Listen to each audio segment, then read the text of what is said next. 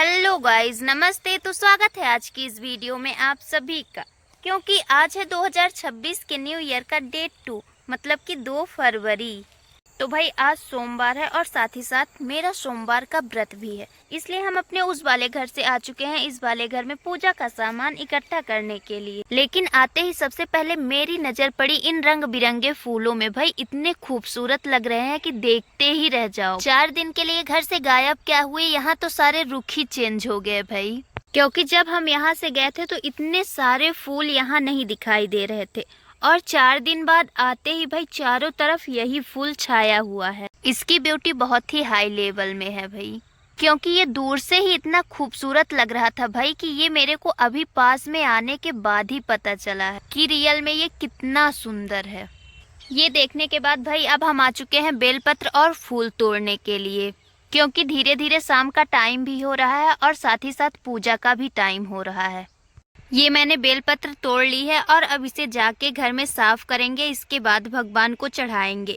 और अब बारी है फूल तोड़ने की। वैसे ज्यादातर लोगों का कहना होता है कि व्रत करने से कोई भी फायदा नहीं है, जितने दिन खाना मिल रहा है तो खाओ और अच्छे से रहो। हाँ, ये बात बिल्कुल सही है, लेकिन ऐसा नहीं है कि व्रत नहीं करना चाहिए, क्योंकि जो चाहता है व्रत करना उसे पता है कि व्रत करने में कितना ज्यादा सुकून मिलता है। व्रत रखने का सबसे पहला फायदा ये है कि हम बिना खाए पिए भूखे प्यासे कितने टाइम तक रह सकते हैं, वो भी बहुत अच्छे तरीके से।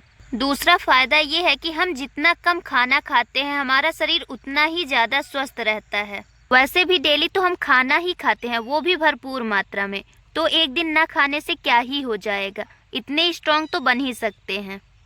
ये व्रत का फायदा तो उन लोगों के लिए हो गया जो डाइटिंग करना बहुत ही ज्यादा पसंद करते हैं।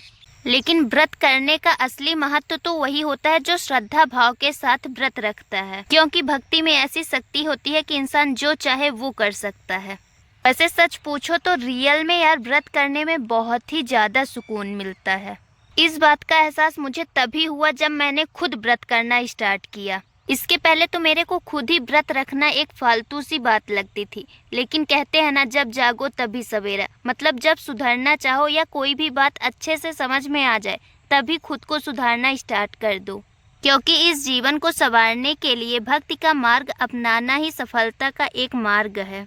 धीरे धीरे करके मेरे को एक बात तो बहुत ही अच्छे तरीके से समझ में आ चुकी है कि जितनी स्ट्रॉन्ग फीलिंग किसी भी काम को शुरू करने के लिए पूजा पाठ करने के बाद मिलती है, उतनी किसी भी काम को करने के लिए कहीं से भी नहीं मिल पाती।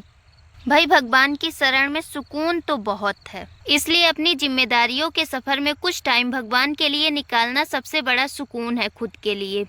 वैसे भी भगवान का नाम जप करने में ही उद्धार है, बाकी और किसी काम में नहीं, क्योंकि ये जीवन है, इसमें काम तो चलता ही रहेगा।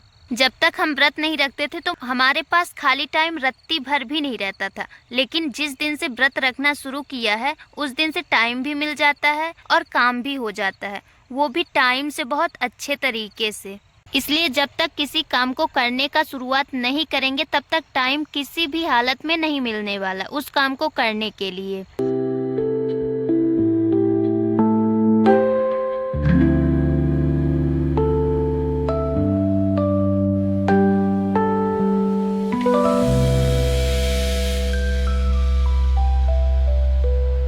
इस तरीके से मिट्टी को पीस करके हम इसका भूरा तैयार कर लिए हैं, जिससे कि पानी डालने पे ये पूरी अच्छे से फूल जाए और शिवलिंग बनाने में आसानी हो।